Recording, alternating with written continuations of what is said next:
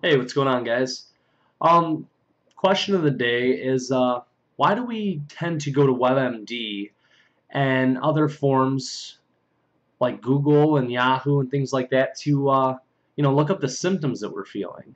Well, I can answer that really quickly for you, and that's because you've gone to a physician, ER doctor, or any of the above multiple times to not find anything wrong with you, or by their opinion, nothing wrong with you. So basically, I mean, you're on a consistent basis asking your brain the question, what is wrong with me? What is causing this? So, of course, as we've talked before, if you ask your brain questions, it's going to give you answers. So your answer is, I have to self-diagnose. I need to find what's wrong with me. I need to find exactly what it is so I can fix it. Because you feel like your doctor or physician is failing you at this point. So, personally myself, I used to spend hours upon hours a day looking at WebMD trying to pinpoint, what the ache in my knee was, or, why was I breathing funny, or why did I have a headache that day. Never did it ever occur to me that, well, hey, people get headaches every single day.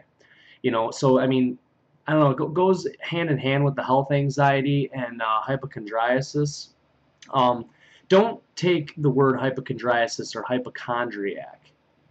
Please don't be offended by this, because, I mean, all it is a term and nothing more. It's a term to describe someone that has health anxiety. I believe they're interchangeable. I mean, even though like definitions can be slightly different, I mean, ultimately they are the exact same thing. Anyways, getting back to what I was saying, I would spend multiple hours a day just, you know, searching different symptoms, and then one symptom that would give the possibility of 3 or 4 different diseases, ailments, or whatever. I would then in turn go and start to Google those to see if I fit in those categories. Well, let you in on a little secret, as every symptom that you can come up with, doesn't matter what it is a symptom of some sort of cancer, which in turn is going to freak you the fuck out. And you don't want that. I mean, you do not want to be freaked out. And then you start, oh my God, what if I got cancer, blah, blah, blah. I mean, basically, you're just feeding this demon, you know what I mean, as it is. You know what I mean? It's very, very tough to deal with anxiety and panic disorder as it is. And then when you're self-inflicting more pain onto yourself by searching all these sites and scaring yourself, you give yourself something else to to worry about. I mean, anxiety and panic attacks are caused by subconscious things. You know what I mean? They're caused by your subconscious worrying about something, and as an avoidance, I mean, you create a different pain for yourself in order to completely, sidestep the thing that you should be, worried about at that time.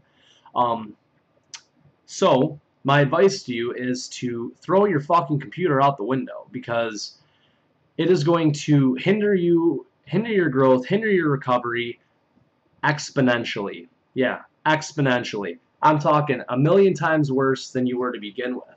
You know what I mean? Like going into it, I mean, having these anxious feelings, maybe a couple of trips to the ER have caused you, I think I have a heart attack, I'm thinking I'm having a stroke, I think I have this disease, that disorder, blah, blah, blah. And trying to Google these symptoms, I mean, you're going to get exactly what you're looking for, and it's going to tell you have horrible diseases. Yet when you go back to your primary physician or doctor, they're going to clear you of all of this. You know what I mean? I have a video up right now, that I recorded probably like a month ago or so, about all the different anxiety and panic and depression and hypochondria symptoms. And I mean, the list is, I don't know, I didn't count them, but I think it's in the 400s. Like I said, I mean, I've said on countless times, anxiety and depression, it can manifest itself in any way that your mind can think, man. I mean, you can destroy yourself by the way this thing can manifest itself. I mean, it's actually quite ridiculous. But all these symptoms are very real to you, and I think that's what's the scariest part, is when a doctor or physician blow you off or tell you it's just stress related. I mean, I think it would just be common to be like, no way, there's absolutely no way. I see people every day dealing with stress and, you know, all those kinds of things, and they're not on the floor debilitated, freaking out, shaking, scared, heart pounding. They don't have all that. But the thing of it is they do. You know, you just got to change your perception of it. You know what I mean? It's like the doctor's job is to diagnose you. I'm not saying they're 100% foolproof, you know, and I think that's a ridiculous expectation from anybody. I mean, granted, you know, with a doctor, you don't want them to mess up, but they're human just like you. I mean, you know, whatever job that you do on a day-to-day basis, I highly, highly, highly doubt that you've never made a mistake.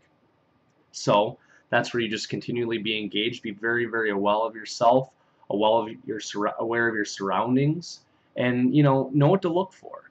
And I don't think WebMD is the best way to do that.